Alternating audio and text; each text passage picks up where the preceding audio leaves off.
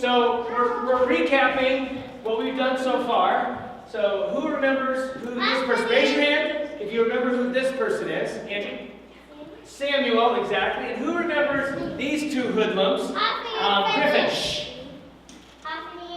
Hophni and Phineas, yes. So in the story, this was called the good son, right? Did Samuel do good or bad? Good, right. And then Hophni and Phineas were the bad sons. Were they crazy? Yeah. They were bad. What happened to them? They died. They died, exactly. So the whole story, the whole story of Samuel up to this point is Samuel's good, Hophni and Phineas are bad. It would be like this. I need 2 volunteers. I need 1 guy, and I need 1 girl. Max, since you're leaving, you get your last hurrah here, and Lila. So, in the story, sometimes when you read stories, okay, there's Max, there's Lila. Authors like to use, it's called a narrative device.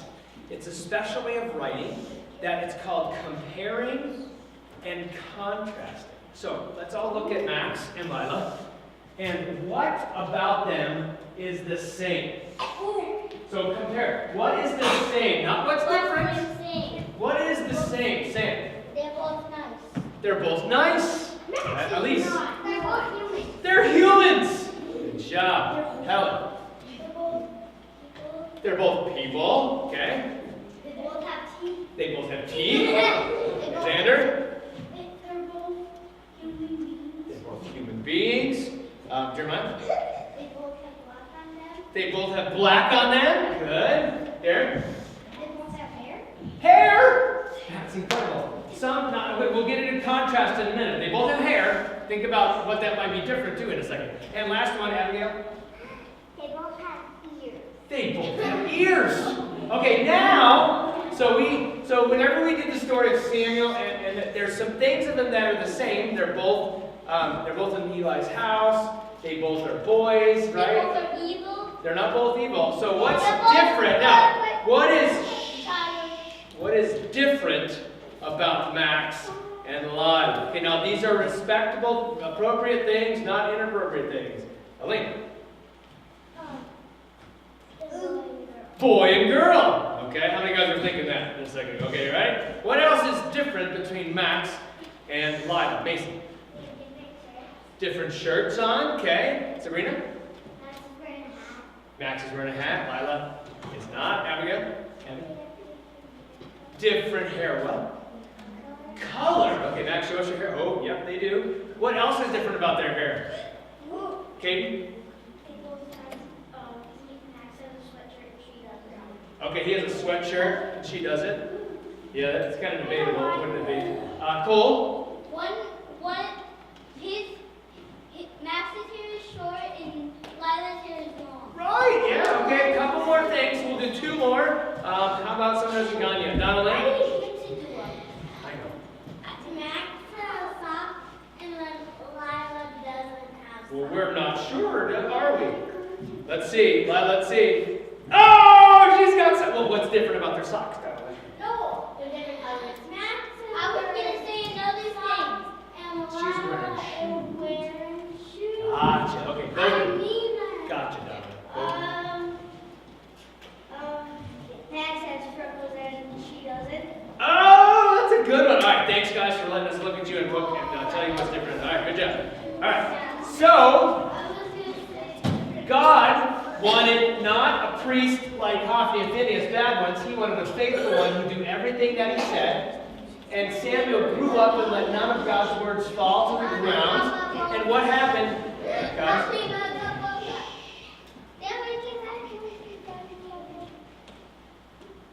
What happened to Hophni and Phineas? They died. Exactly. Trevor, come back up here and sit down where you were. Thank you. All right. Throughout Samuel's whole lifetime, the good son, the hand of the Lord was against the Philistines, and Samuel continued to judge over all of Israel. See, this is what we've done so far. And then the people didn't want Samuel's sons to be king, and they wanted a king like everybody else. Exactly. And so they said, we want a king, we want to be like all the other nations, we want him to fight our battles for us. Right? So then they selected, what was the guy's name? Saul. Saul, exactly. Saul was head and shoulders above everyone. A head taller than all the others. My favorite is he's impressive. Say impressive. Saul did two things wrong. One, he offered sacrifice. See the sheep on fire. I did good on that one, didn't I? That was good. Yeah. Like that call? I didn't draw it. I used graphics. So I put the fire behind, and then I put the sheep on top. It's called layering. It's really cool. And then I put the layer on top of this. So Saul disobeyed when he wasn't supposed to, so then his kingdom wasn't going to keep going. And then, remember last time what he did? Yeah. Remember? He lied, but he didn't know he was lying because he wasn't very smart. So he got rejected. He saved the king, he saved the best of the cattle and the best of the sheep. And that means, we concluded last week that Saul had a bad, hard heart. What do we use to show you hard? A what? We had a Lego block, right? Play-Doh. And Play-Doh. Can you mold a Lego block? No. Well, if you get the temperature hot enough, right, then it will melt the plastic. But by itself, can you bend the plastic Lego block? Yeah. If you're human beings can't do the Lego block without using tools or heat. So that leads us to the story today. So Samuel was sad about the whole Saul situation. So he's like this. Kind of frustrated, right? Then the God said, "Hey Samuel, why are you all sad? I've rejected him as king. Go get your horn of oil. I'm going to send you to a guy named Jesse in a town called Bethlehem." Now, where have you heard that before? Ready? Where Jesus was born. But this was thousands of years before Jesus was born. Well, maybe 1,500 years before Jesus was born. Jesse of Bethlehem. I've chosen one of Jesse's sons to be what? The king. The king, exactly. So Samuel says, well, wait, God, if Saul will hear about what I'm going to do, and he's going to Kill me. Because if you got a king already, you can't go find another king without the regular king getting mad at you and killing you, right? Could let's say Sam Werner, right? Nora's dad. Let's make him president of the United States. Can we do that? Yeah. No, we can't. Only the voting of the whole America. We can't make Sam the president. Otherwise, the president will get mad at him, right? And then go. We'll be mad. So here's this funny thing. The Lord, Samuel said this to the Lord, and guess what? The Lord ignores Samuel. He doesn't even answer him. And so Samuel, he says, go and bring your oil and make a sacrifice. Freddie, I need you to move over by Katie. Thanks, buddy. I don't know, can you go to the bathroom? Why don't you wait? We're almost done with the story, okay? And then you can go to the bathroom. Jeremy? Yeah. Brady's not. Grady, scoot back over. I didn't tell you to move. There you go. Good. So Samuel goes to a city called, everybody? Bethlehem. Now, this is the coolest old city picture I could find. And Samuel did what the Lord said. He went to the city of Bethlehem, and he found Jesse. And Jesse got all of his sons together, and he brought the first son and brought him in front of Samuel. And Samuel goes, his name was Eliab. You say Eliab? Eliab looked awesome. Eliab was like, He was the big, kind of like Saul. He had the best hair. We don't know that for sure, but all we know is Samuel said, dude. No, he didn't say dude. He said, that looks like a good king right there. That's what he thought in his head. Hey, this guy's kind of sharp. He's got a tie on. He's saluting, right? Looks like he's a pretty cool guy. So, God says something to Samuel here. Now, this is very important. We don't know. All we humans see, none of us said, well, one of us said, that they are both Maxwell and Lila were nice. But only one person said inner qualities of a person. Everyone else said what was on the outside, right? So we often don't look at people's insides and what they're like, what their heart is like. We only look at their clothes are different, they they have nice stuff or not nice stuff, or whatever they do. So here's what God says. You ready? This is very important. Ready? Don't distract Caden. I moved you from one place to the other, okay? The Lord said, don't consider Eliab's outward appearance or how tall he is. I've rejected him. God, the Lord, doesn't look at the things we look. Man looks on the outward appearance, right? But the Lord looks where? In our hearts, right? There are people who dress really nice, drive really nice cars, and smile really nice too. And inside, their heart is rotten and hard, right? There are people who look dirty and poor, and they don't have a lot of stuff, and their hearts are really good. So you can't just judge somebody on the outside what's going on the inside, right? Now, if I was to ask your parents, does Molly have a hard heart when she gets in trouble, or does Molly have a soft heart when she gets in trouble? And Pat and Katie, her parents, would say whatever they think. So it's not how Molly looks in the morning when she gets up out of bed.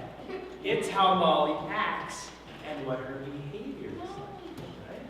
So if I was to ask, let's see here, Adriana's teacher at school, does she have a hard heart in class, or does she have a soft heart? And people that hang around with us often, they what? They know what kind of heart we have going. Yeah. And even your small group leader here, we've been hanging out with you guys for this whole school year.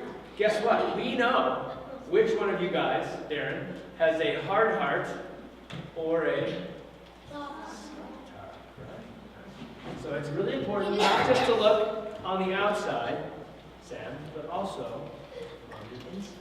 So then there was a second brother, okay, because God said no to Eliab. And then the second brother, his name was Abinadab. Can you say Abinadab? Abinadab. Guys, your arms are really going to get tired because I'm not going to call on you until the end. So I would just put your hand down, okay?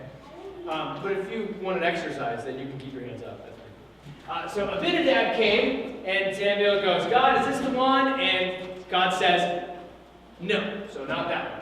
And then the next guy came, his name was Shema. Can you say Shema? Shema. So Samuel says, God, is this the right one? And God goes, nope, not that one. So then the fourth son came, nope, not that one. The fifth son came, nope, not that one. The sixth son came, nope, not that one. And the seventh one came, and nope, not that one.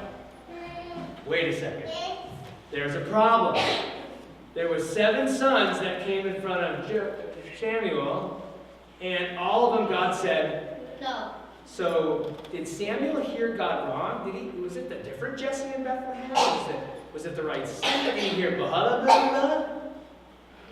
So Samuel goes, Jesse. He asks Jesse an obvious question. He says, are these all the sons you have? Right?